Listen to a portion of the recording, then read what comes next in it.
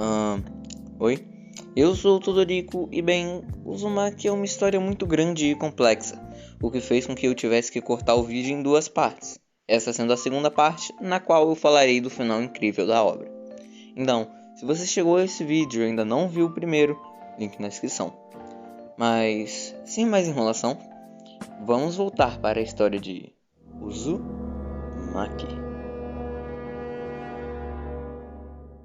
Depois de muitos, entre aspas, fillers, digo isso porque eles realmente acrescentam algo à história em vez de simplesmente encher linguiça, mesmo que seja uma contribuição mínima para o misticismo bizarro das espirais, temos finalmente um capítulo relativamente relevante para a história. Esse capítulo se chama A Tempestade. Nesse capítulo, enquanto Saito e Kirie relaxam na praia, um vento forte toma a atenção de Saito, que estava deprimido com todos os acontecimentos envolvendo sua família e a cidade amaldiçoada na qual ele vive. Um vento que indicava um furacão. Saito então sai pela cidade, gritando histericamente, tentando alertar todos sobre o desastre que se aproximava. E como avisado, o furacão realmente chegou. Esse furacão, porém, é muito especial. Seu olho, aquele buraco que fica no meio do furacão, segue e tenta ativamente pegar Kirie. E ao perceber isso, Saito corre ao resgate de sua amada. Infelizmente, a força imparável do furacão destrói toda a cidade em busca de Kirie, eventualmente a pegando e a jogando junto de Saito, felizmente, dentro do lago Libelo, desaparecendo misteriosamente logo depois, apenas para ser substituído por muitos outros que se aproximavam pelo mar. Esse capítulo é levemente relevante, pois marca o começo do fim. Então agora podemos adentrar fundo no capítulo 14, Borboletas. Esse capítulo nos apresenta uma equipe de repórteres que querem fazer uma matéria sobre os acontecimentos bizarros de Kurozu. A equipe adentra calmamente na cidade, mas são atacados por vários tornados que matam 2 de seus integrantes, deixando apenas uma mulher chamada Shie Muruyama viva, que vaga sem direção pela cidade. Shie anda até alguns destroços no litoral, onde vê alguns meninos presos e os liberta. Os garotos então usam de assopros e afanadas para criar pequenos tornados e atacarem sua salvadora. Shie corre durante um tempo e se vira a eles e, em uma medida desesperadora, solta um grito que cria um tornado que leva os pivetes para longe. Ao ver a confusão, Kirie e seu irmão correm para socorrer Shie, que então se junta à dupla para procurar alguma ajuda para seus companheiros jornalistas, sem nem saber que já era tarde demais. Kirie leva Shie até um barracão velho, como é descrito na tradução que li, um local onde moram vários dos sobreviventes dos furacões incessantes que assombram a cidade. Desses sobreviventes se incluem a mãe e o pai de Kirie. Shie até pede por ajuda, mas ninguém se dispõe ou sequer tenta ajudá-la, deixando-a muito deprimida. Os garotos que atacaram Shie então correm até o barracão, agora sem um de seus membros, sendo para Shie que o garoto sumido acabou morrendo na queda depois do tornado que ela criou.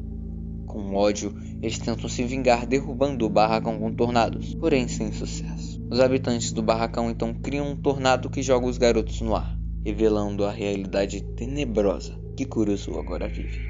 No capítulo 15, nós temos um nome que realmente representa tudo o que acontece daqui para frente: Caos. Esse capítulo já começa com uma gangue de sobreviventes chamados de Libélulas, que adquiriram o conhecimento de surfar nos tornados. Conhecimento esse que eles usam para enfrentar o ambiente hostil de Kurozu. Algum tempo depois, temos nossa atenção voltada para Kirie, seu irmão e Shie, que estão andando pelas ruas destruídas de volta para o seu barracão, encontrando pelo caminho várias pessoas caracóis que assustam Shie e a deixam desconfortável após ela descobrir que os caracóis já foram pessoas no passado, nos provando a sobrevivência dessas aberrações da natureza. De volta ao barracão, vemos que ele está cada vez mais cheio, com pessoas vivendo até nas colunas de sustentação do telhado. Uma dessas pessoas, durante um momento de tédio, vê algo preso na parede e o puxa para fora, revelando um antigo desenho de uma espiral cercada por montanhas que Shie disse parecer com um antigo mapa de Kurozu, nos dando a informação de que essa cidade sempre esteve amaldiçoada com as espirais. Temos também a aparição de Saito, que murmura e reclama sobre a cidade estar louca de novo, de novo e de novo, o que incomoda os outros moradores do barracão, que o expulsam junto da família de Kirie e Chie, fazendo-os vagarem pela cidade destruída. Chie diz que eles devem fugir da cidade, algo que é respondido por Kirie, dizendo que a espiral não os deixaria escapar. O irmão de Kirie então reclama sobre estar com fome e sente o cheiro de carne vindo de uma fogueira. Ao chegar lá, ele acha a gangue de libélulas que estão cozinhando os caracóis humanos vivos, quebrando sua casca e devorando sua deliciosa carne. Após um pequeno desentendimento, os libélulas jogam Chie, Kirie e sua família para longe com seus tornados, mas Saito consegue salvar alguns, perdendo apenas o pai de Kirie, mais uma vez dizendo: "Esta cidade está louca. Louca." O próximo capítulo começa com um grupo de sobreviventes que encontra Chie e Kirie, dizendo que já tentaram escapar por terra, mar e até mesmo ar, ainda sem sucesso. Eles são convidados por Kirie para seu abrigo temporário, onde esperam sua mãe e seu irmão, onde os sobreviventes descobrem por meio de Saito que 2 de seus membros agora estão se transformando em caracóis, algo que os deixa desesperados em busca de abrigo para fugirem da maldição espiral. Eles então correm até um dos barracões e tentam invadi-lo e entrar, brigando com seus habitantes até conseguirem destruir a porta e revelarem que, por conta da superlotação, o espaço confinado fez com que os habitantes se entrelaçassem e compactassem, formando apenas uma grande massa de corpos flácidos e cabeças gritantes que explodem pelas paredes, rompendo a proteção do barracão, mas rapidamente a reparando, aumentando-a conforme suas necessidades, o que intriga o grupo de sobreviventes.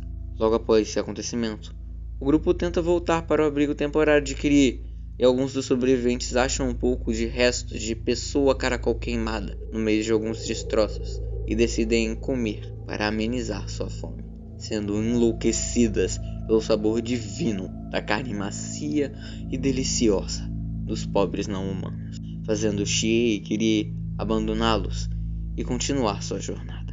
Em meio aos destroços, Kirie acha seu irmão, que começou a se transformar em um caracol, porém não acha sua mãe, dizendo que ela foi levada por um tornado, assim como seu pai, mostrando a Kirie que essa cidade não é mais segura, e o único jeito de escapar dela é por meio de uma montanha chamada Steep, que cerca ao norte de Kuruzu. Chie, Saito, Kirie e seu irmão então andam em direção à montanha, adentrando sua floresta e se deparando com uma biodiversidade completamente diferente do normal.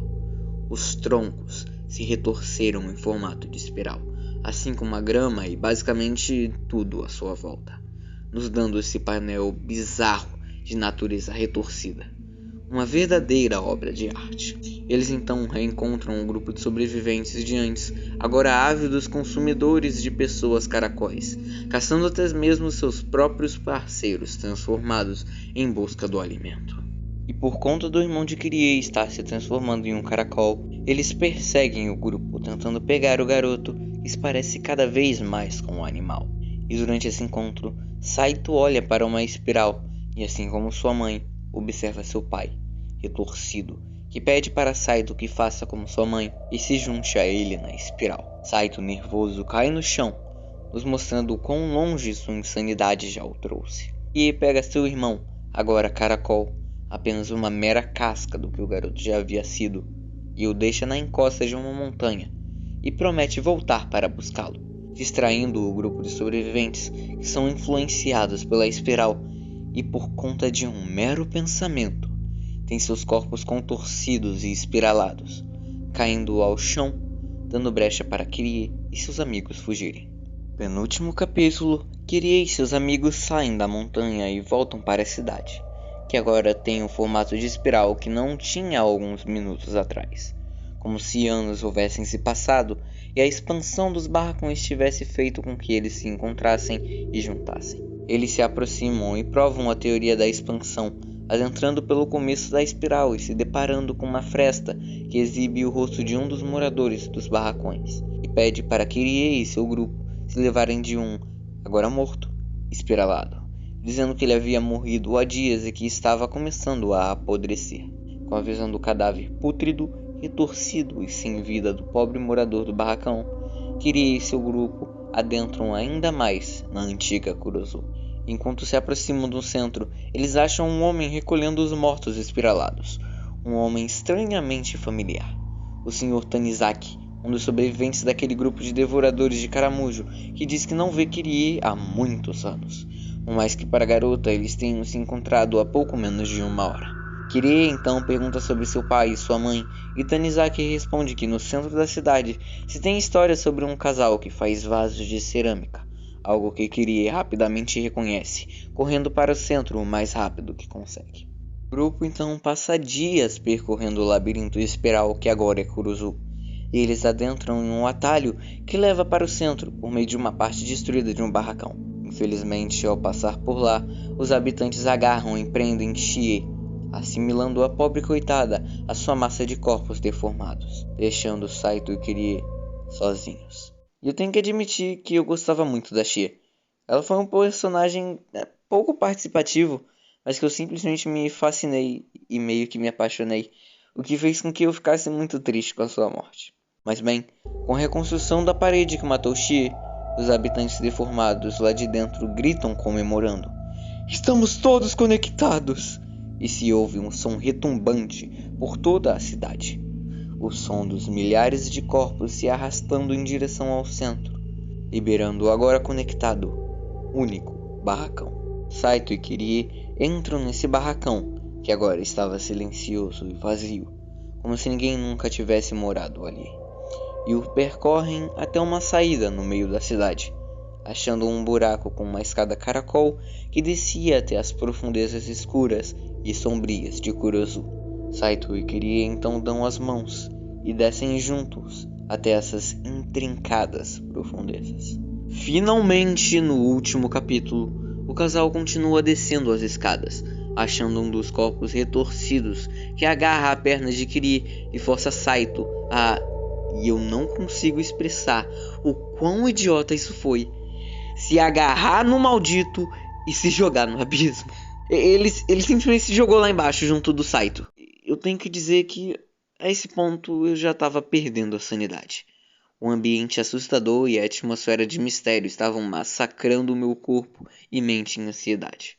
Mas isso não vem ao caso, pois, logo após esse evento, Kirie chega ao, entre aspas, final das escadas, encontrando uma estrutura bizarra em forma de farol, como aquele que ela havia avistado com seu irmão, e escorrega, caindo até o chão, que não era de terra ou rochas, mas sim dos corpos retorcidos dos moradores dos barracões, que amorteceram sua queda, nos proporcionando a imagem desse mar grotesco de corpos espiralados que se enroscavam grotescamente em meio às milhares de torres de pedra que ascendiam até o céu daquela nova cidade, daquela nova Kurozu, aos céus da nova cidade espiral. E em meio àquela paisagem hipnotizante, Kirie vaga procurando por seu amado, achando, porém, os corpos agora petrificados de seus pais, no meio daquele mar de corpos retorcidos, juntos tanto na morte quanto foram em vida. Pouco depois, Kirie ouve a voz de Saito a chamá-la, a levando até onde ele está preso. Em uma última demonstração de amor, Kirie se deita e abraça seu amado, aceitando a realidade infernal de suas, por enquanto, vidas. Enquanto nos é mostrado a imagem da cidade acima simplesmente se consertando. A escadaria bizarra no meio da espiral se eleva e se une ao chão, aplanando o terreno, deixando apenas o grande barracão e acima dele uma trombeta que toca um barulho uníssono que anuncia o fim do ciclo de Kurozu. Chegamos ao fim da espiral. A Kurozu que conhecíamos voltou à sua forma mais primitiva, completando seu ciclo, assim como a nossa história. Eu queria agradecer a você que assistiu até aqui, essa história maluca de um grande mestre que é Junji Ito. Queria apenas compartilhar com vocês uma observação que tive enquanto li. Então vamos a ela. Durante todas as histórias nós temos o conceito de efeito borboleta, se referindo ao começo de tudo. Algo tão pequeno como o pai de Saito observando uma concha vazia espiralou em direção à morte de milhares de japoneses. e ao final do ciclo aparentemente infinito da maldita cidade de Kuruzu. E devo admitir que essa história me fez ficar apaixonado por esse conceito de efeito borboleta, me levando a algumas descobertas malucas que me deixaram muito impressionado com o cuidado obsessivo de Ito pelos detalhes, tanto em seus desenhos quanto em sua história. Algo que me fez botar esse autor e mangaka no topo da lista dos meus favoritos. Então é possível que eu traga mais algumas histórias dele aqui para o canal. Seu traço é único e é perfeito para transformar até a forma mais simples e inofensiva em um bastião de terrores inimagináveis e obscuros que forçam nossas mentes a se afogar em ansiedade, esperando os acontecimentos da próxima página. Algo que se tornou uma de suas marcas registradas. E esse é o final de Uzumaki. Se você não contar o capítulo bônus, que não é canônico nessa história, obviamente. Capítulo esse aqui, se vocês quiserem eu até posso trazer pro canal. Mas bem, deixem o seu like, se inscrevam para não perderem mais histórias malucas como essa. E eu convido vocês mais uma vez a lerem essa história, já que meu resumo foi pouco e mal feito devido à minha corrida contra o tempo, deixando alguns capítulos interessantes de fora, algo que eu não vou elaborar mais por conta do tamanho do vídeo. Do mais é isso. Eu sou o Todorico e vejo vocês no próximo vídeo. Bye bye.